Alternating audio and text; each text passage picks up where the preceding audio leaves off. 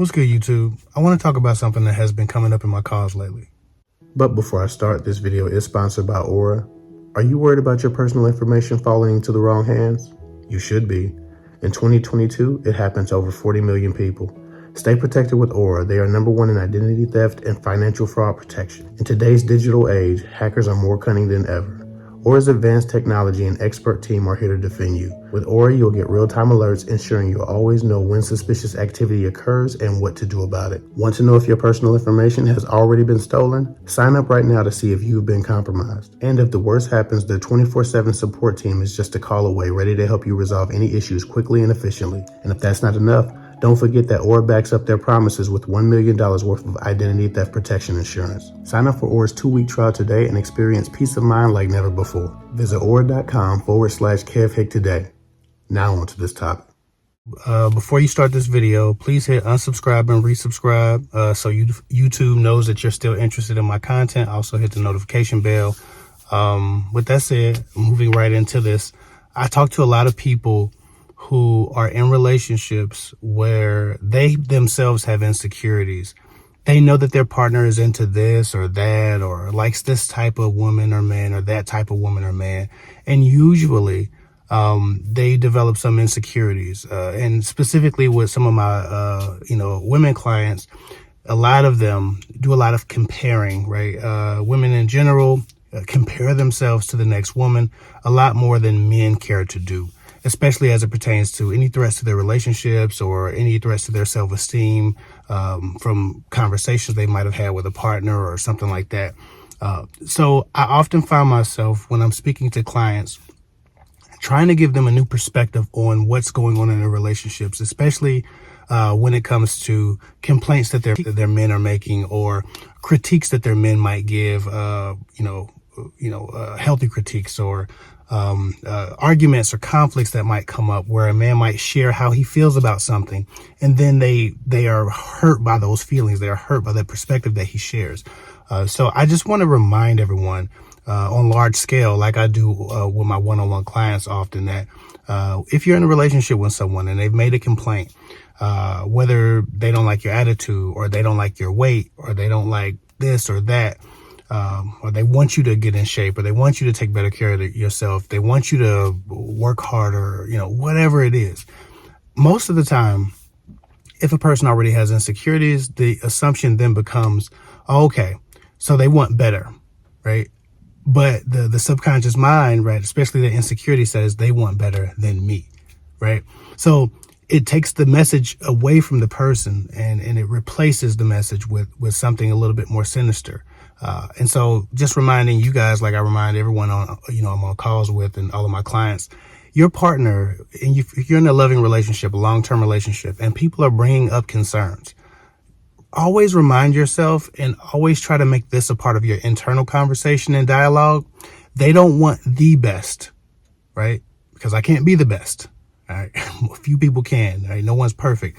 But when my partner's making a complaint, they don't want the best. They want my best. Okay.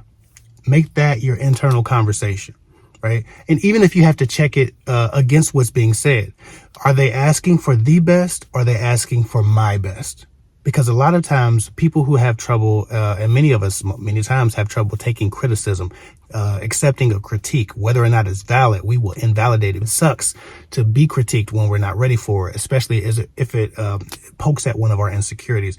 So every time we get a critique, we normally try to figure out how to defend ourselves and how to revalidate ourselves and how to sit in where we are, but with validation. And sometimes we don't deserve to do that. Sometimes our partners do deserve better from us. And so always ask yourself if you're being critiqued by your partner. And I'm not talking about people in toxic relationships where the person is always putting them down. Again, my content, we're not even talking about it and addressing that bullshit right now. I'm talking about people in healthy relationships who love their partner, who are loved by their partners, who have a baseline of respect. When my partner is critiquing me, do they want the best or do they want my best? Most sensible people understand immediately. My partner wants my best. He doesn't want my best from another woman. He wants my best from me. So he's not asking for me to look like that woman that made me feel insecure, or that girl who talked to him at the other day at the bank, the bank teller who liked him. He's not asking me to be like his ex or like the girl he follows on Instagram. When he makes a complaint, when he's critiquing, when he shares his ideas or a conflict he's having in our relationship, he's not saying, I want someone better.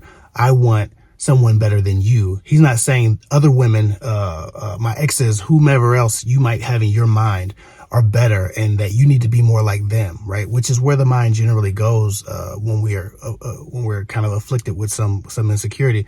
He's saying he wants my best, or she's saying, if you're a guy watching this, she wants my best.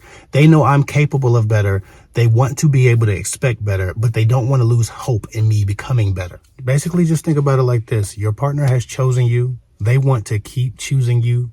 Give them a reason to, as they should be doing for you. That's a valuable idea to just remain consistently aware of, because most people day to day are going to go through things with their partners. And eventually when things, build up, because resentment builds up, because improvements are infrequent or few and far between, once a person resents enough, they'll speak up for themselves. But generally it takes either liquid courage, or it takes you to have what I call red courage. When you're upset, all of a sudden you can say the things that you've been holding back from. And when people do that, it normally comes out bad. So it's very easy to be offended. It's very easy to just hear what's said, as an insult, instead of hearing the value in it and not focusing so much on how it was said or the tone it was said, but what was really behind what was said, right? And if their feelings behind that are valid, right? And for the most part, whether it's liquid courage or red courage, at some point, someone will share their problems and their gripes with you. And when they do, we have to give them grace in understanding that most of the time when under pressure, people don't share those things in the most sensitive way. We need to ask for sensitivity, but after we consider what's said. Let's never invalidate a person's position just because we don't like how a thing is said, or when a thing is said, or that it was said at all, right? Figure out if there's some validity to it, and then work on the delivery, the tone, hey, I love what you said yesterday in spirit, but how you said it hurt me. And so I want to take your message and I'm going to work on that because I think it's important and you deserve that. But I need you to maybe in some other way or some other methodology. I need you to put more effort into how you say a thing to me so that I'm not injured by your truth. Right. Those are conversations that you can have after the fact. But people grow in resentment when they share a thing, a critique, a judgment, or whatever it might be, because they want better from you. And you just focus on how it's said, when it's said, if it was said at all, if it hurts your feelings. Don't do that. And becoming a better partner and becoming more love ready and pushing toxicity out of our relationships. We hear this word a lot as it pertains to, women accountability. But just as women are ducking accountability on large scale, men have been ducking responsibility on large scale. And so both parties are guilty of the same thing, right? Reforming and remixing what's being said to them and the messages that they're getting to validate their own inadequacies. And so I just want everyone to remember that if you're in a loving relationship and your partner cares about you, when they give you a critique, whether it's, hey, I need you to, take care of your body a little bit more, or, hey, I need you to, work a little harder, or I need you to make me feel a little safer. I need you to support me in these situations, or I need you to ask me about my day and really mean, how was your day? I want you to listen to me more. I want to be seen. I want to talk to you more. I want to have these conversations. I want you to make plans. Whatever the thing is that you're going back and forth about, or that becomes an issue in your relationship, just remember that your partner has given you grace, and that's why they've been pushed to say something. And when they are forced to say something, it feels uncomfortable for them too. And just know that most of the time in healthy relationships, they're just looking for your best, not the best. So try not to become so offended at people's truth. And sometimes them holding a mirror up to what your truth has become, because it can be very damaging for you, not only to not improve, but to invalidate everything that they believe or are trying to present to you as a partner. You need to work together. Relationships are cooperative. They're also very inconvenient. and their hard work. And so this is the work part of it, remaining self-improved, staying self-improved, establishing improvements, behaviorally and spiritually and emotionally and mentally, that benefit yourselves, but also each other. So that's my message for today. If you need help, if you need coaching in your relationship, in your marriage, or in your dating life, go to www.kefik.com. Follow me at Kefik24 on Instagram. I've been saying that for years. Can't believe I forgot that. Again, unsubscribe, resubscribe if you haven't watched the video in a long time. Lets YouTube know that, hey, I'm still interested in this content. Please keep sharing it with me. Also hit the notification bell so you get notified when new things drop. I guess I'll talk to y'all later. Love.